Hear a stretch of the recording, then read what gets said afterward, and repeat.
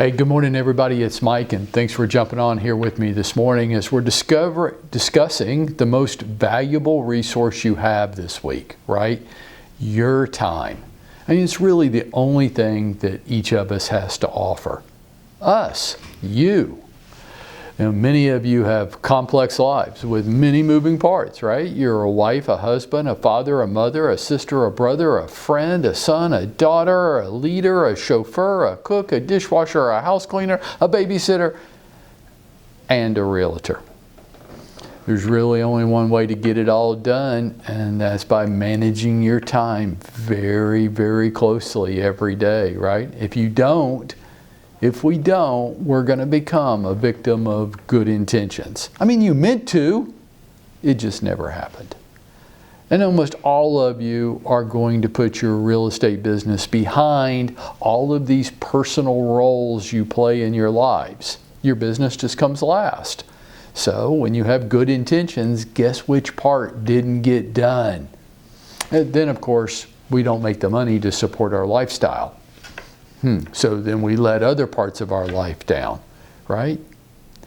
Okay, so I'm giving you some tips this week on how to manage your time. And that all starts and ends with a written weekly schedule. So remember, yesterday we covered 3 key points to a written weekly schedule. Account for all waking hours. Account for all waking hours. Number 2. Put your personal life into the schedule first. Number 3, do it in pencil or erasable pen. Why? It changes. It's a living, breathing instrument. It's going to change. Things don't stay static, right? Things happen. Stuff comes up. People change their plans. Don't be too weird about your schedule. Don't be too inflexible. There's got to be a little motion to it, okay? Today I want to pick up from there. Number 4, at least one day off each week. Some of you might be surprised to hear me say that. I don't want any 7-day-a-week wonders walking around here. That's ridiculous. You don't need to do that. You schedule at least one full day off. Spend it with your family. Spend it on you. I promise you this. If you will work when you say you're working, this won't be that hard. As a matter of fact, you'll actually feel like you deserve it. If we work when we say we're going to work, taking the day off isn't really that hard. Number 5 on my list, be specific in your activities. Okay, one thing I see way too often in people's schedule is these big, broad categories that don't really mean anything, like prospecting.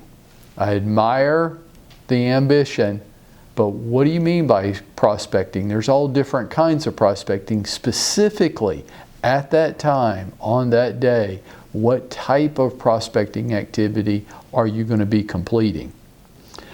People like to put calls. Well, what kind of calls? To who? For what purpose? Be that specific in your schedule. People like to use the term follow-up. Yeah, well, there's all different kinds of follow-up and methods of doing it.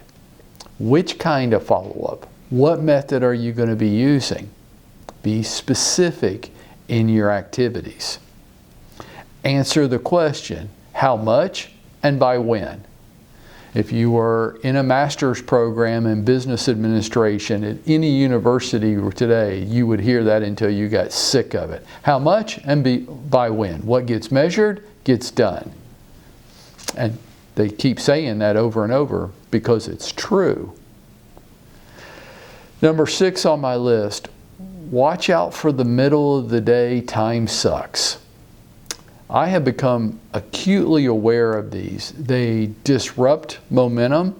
They take unusually large periods of time. It can actually be a good activity that's scheduled at the wrong part of the day. So I might say, well, I would like to do that activity. I can't do it at that day and time. Why? Well, you put it right in the middle of the damn afternoon. And for me to do that means there's 1, 2, or 3 other things that I'm not going to be able to do. So I can't give up 3 good activities to do 1 good activity. That's not an effective use of my time. Things like networking meetings. I like networking meetings for many of you. I don't like them in the middle of the afternoon or the middle of the morning. I wish these organizations would do these first or last each day. Lunches. Oh my gosh. These 90-minute lunches. Nobody's got time for this. You got way too many moving parts in your life for time for that. Meetings. These meetings right in the middle of the day. Very disruptive. And my example would be my Rotary Club. I've been in this for over 30 years. I've been president of the club. I've been on the board 9 times. And they want to meet Thursdays at lunch. You know, I haven't been to a Rotary Club meeting in over 2 years. And I don't have a plan to go to another one anytime soon. And I keep telling them, meet for breakfast. Meet at the end of the day. You do it at noon on a Thursday, you eliminate serious people when you do that. Watch out for those middle of the day time sucks. When you do one thing, make sure you're not giving up more valuable activities that you're not getting done. And my last one for today is really a pretty simple one, but I see people leave this out all the time in their schedules. Allow for meals. Hey, look, last time I checked, you were a human being, and human beings need to eat. Well, I'm going to grab something while I'm going from one place to another. No, you're not. No. That's how you end up fat, out of shape, lethargic, all kinds of health issues. You don't need to do that. Don't be eating in your cars you're driving. You aren't that important. Your time's not that valuable where you need to be doing that. You're just not managing your time well. When you eat like that, on the go, in the car, you're going to eat bad stuff. It's going to impact you in so many different ways. We don't even have time to start talking about it today. Allow for meal times in your schedule. Everything will work better. And there's 4 more tips for today so you can go out there and make it happen for yourself today.